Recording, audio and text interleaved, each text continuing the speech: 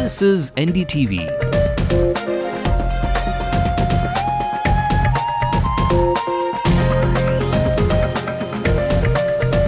And you're watching Ndtv-Hindu.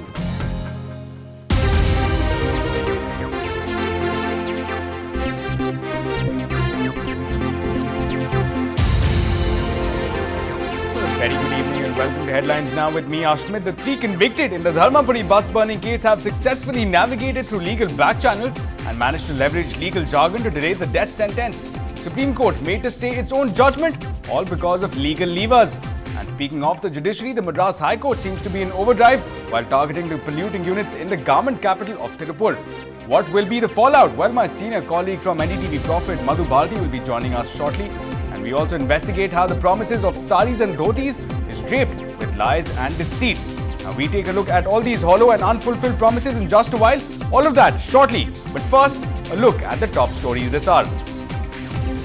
Culprits of the Dharmapuri student burning case take refuge under legal jargon. Apex Court stays death sentence. Madras High Court acts tough on polluting dying units. Orders closure over 4 lakhs stand to lose their jobs.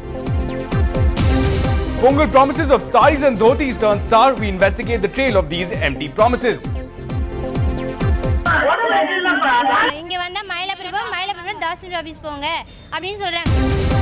India gets set to flex diplomatic muscles. A foreign secretary is dispatched to Sri Lanka over concerns for Indian fishermen.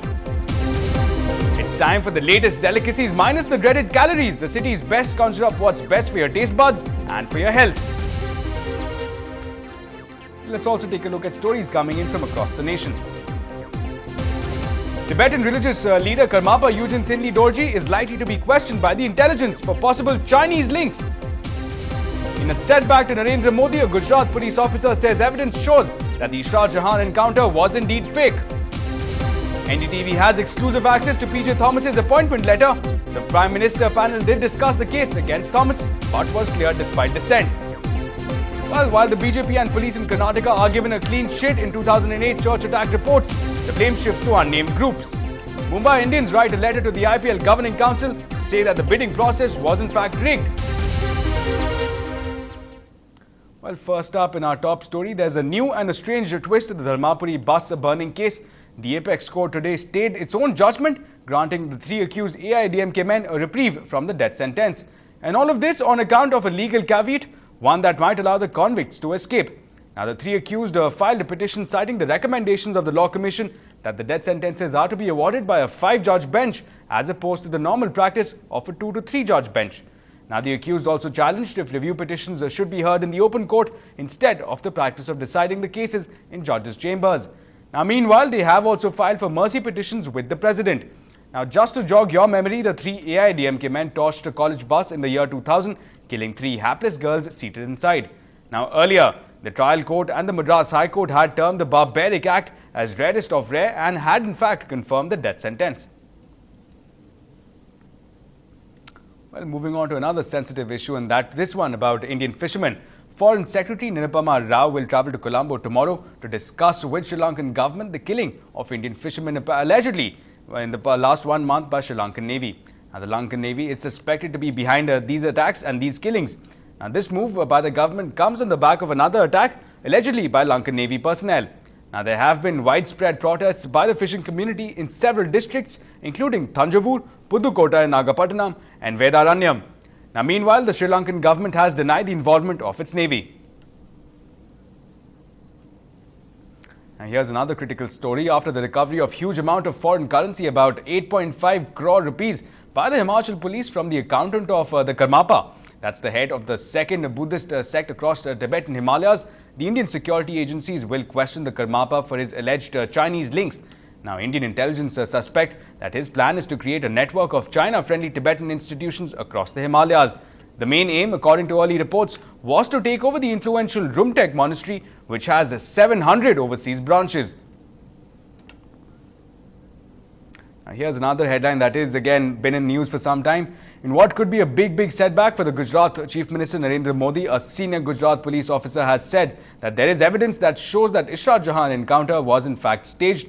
Ahmedabad's Joint Commissioner of Police Satish Verma, who is an officer in the Special Investigation Team probing the case, has filed an affidavit in the High Court saying a separate FIR should be filed against the police officers involved in the encounter. Now, Ishrat Jahan was killed in an alleged fake encounter in June of 2004. Gujarat police at the time of encounter had claimed that Ishrat Jahan and 3 others were LET operatives on a mission to kill the Chief Minister Narendra Modi himself.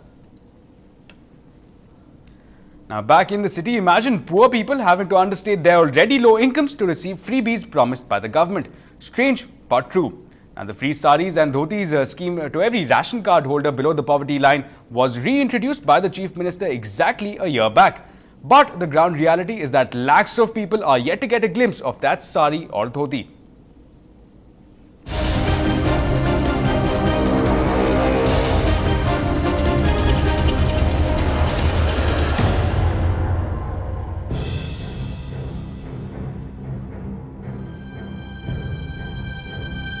Last year, Chief Minister M. Karunanidhi promised free sari and dhoti as a Pongal gift to 30 million ration card holders who are below the poverty line. But with many ration shops turning away card holders, it has turned out to be an elusive freebie for most of them.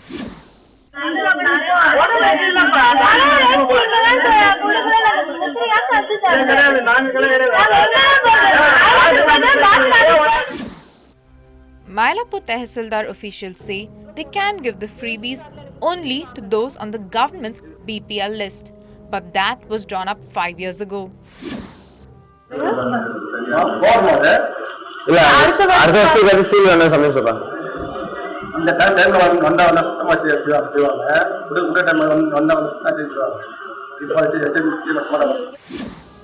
Denied the freebies, angry voices are raised from women holding the blue-coloured ration card who say they are sick of running from pillar to post. 5 வருஷமா வந்து லைன்ல நின்னு போயிட்டே இருக்கு ஆனா கொடுக்க மாட்டாங்க இங்க வந்தா மயிலாப்பூர் தாசில்தார் ஆபீஸ் போங்க அப்படினு சொல்றாங்க நாங்க வேலைய விட்டு குழந்தைய விட்டு எத்தனை வாட்டி நாங்க அலைஞ்சிட்டு இருக்குது ரொம்ப நாங்க வாசிக்கல பாதி பேர் எல்லா சமனும் வாங்குறோம் எந்த சம வாங்காம இருக்கோம். The Revenue Administration Department in charge of implementing the freebie scheme refused to comment. Even data on the number of saris disbursed was withheld when Ndtv-Hindu approached them. Both the Civil Supplies Department and the Revenue Department refusing to comment on the issue, it does seem to be a long road ahead for these ration card holders to finally get their hands on the Pongal freebies. In Chennai, Pratiksha Ramkumar for Ndtv-Hindu. Moving ahead, the Madras High Court looks to dismantle polluting units in Tirupur, but at what cost? We'll try to find out on the other side.